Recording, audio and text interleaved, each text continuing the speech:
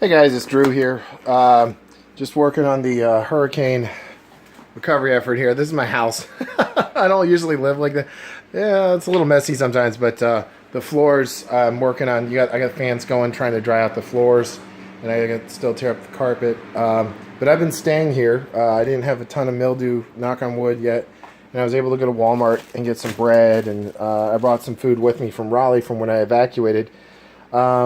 Walmart was completely out of like milk and any drinks like that, and I didn't want to get meat just yet because I'm a little worried about getting food poisoning in the area. I ate at a fast food restaurant, which I won't name because I don't want to do any. I'm grateful they were open, but I got a chicken sandwich, and there was a limited menu and a warning sign after a storm or hurricane or natural disaster when there's been no power. If a restaurant has a limited menu, I wouldn't necessarily eat there or eat something that could be perishable like a meat. Maybe like French fries are okay. I got the chicken sandwich and I had an upset stomach the next day. Nothing, no vomiting or anything like that, but I did have diarrhea for several hours. So I'm pretty sure it was from some spoiled meat, but not terribly spoiled. Just enough to cause a little bacteria that upsets your stomach. We all have different tolerance levels to spoiled meats. So anyway, well, I'm going to show you the Red Cross came around to our neighborhood while I was cleaning up outside. I was talking to my neighbors, and they're on a loudspeaker saying we're offering meals and stuff. And I was like, hey, what the heck, I'm not extreme need, I'm not out of food, but they're going around, and none of my neighbors are in a situation where they don't have this need the food, So I went in ahead, and my neighbor and I, we decided, hey, what the heck, it would be nice, we don't have to leave working to go get food. So this is what it looks like. It's sort of a ground beef pellet, little, stuff like that. And hey, it's hot food and it's sustenance, and it's just rice. Now the rice is great. Of course, I can cook rice at home too. I did have some rice for the hurricane, but yeah, there's not a lot of flavor in this. It definitely came out of a can. Just showing you, you can add, need salt, but I'm sure what they do is hold back on the salt in case somebody doesn't want salty food. So, that's great. Now, the Red Cross does say it's $10 to give this meal. Like when they were doing a donation drive in Raleigh, they were saying it's $10 for a hot meal. I do find it kind of hard to believe that that's a $10 meal. I'm not complaining at all.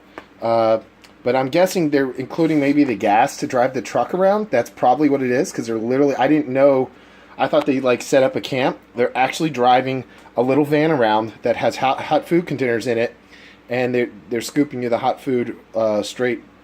So, but anyway, they were coming around in our neighborhood. Our neighborhood flooded really bad, so I may not be one of the people that needed it the most, but most of my neighbors have left and are staying with friends, and I'm still here working. So I was very grateful for the hot meal. It's not like I'm starving to death, but it means I didn't have to go out again or cook food here. And as you can see, I'm not in any situation to cook right now at this exact moment. And I had just gotten up. I've been sleeping late, because I've been working at night. Anywho, so guys, this is Drew, but I'm not starving here, but I just thought I'd show you what a Red Cross meal looks like. A lot of people probably wonder, and I'm grateful for it, and it's nice that they're there to help people and that they're out there. And I'm glad this hurricane, in some ways, wasn't as bad for some people. It hit some people real hard, some people it didn't, but it could have been a lot worse. Like I said, we had the flooding now. If you look out my window, I had 2 cars flood. I had a tree fall on my shed. And I've just got a mess out there, and I'm working on cleaning this up. And getting organized is hard enough for me. This is the white Mercedes that I parked in the back. It's a fixer-upper. I had to have it towed back here. And then we'll go outside real quick as an update before I run out of video because my timer's running low. There's the silver car, and that completely flooded. Flooded right up here, about up to the bumper.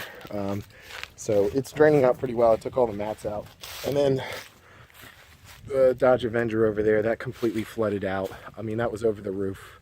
So I'm vacuum steam back down.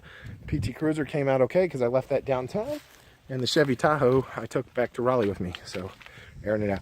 Okay guys, well, this is Drew kind of updating you on the hurricane stuff, and thanking the Red Cross for the hot meal coming around, because it is really nice to just have something, even though it's not as luxurious as I thought it would be. But beggars can't be choosers, and at this point I was for sure begging. So alright guys, take care. This is Drew.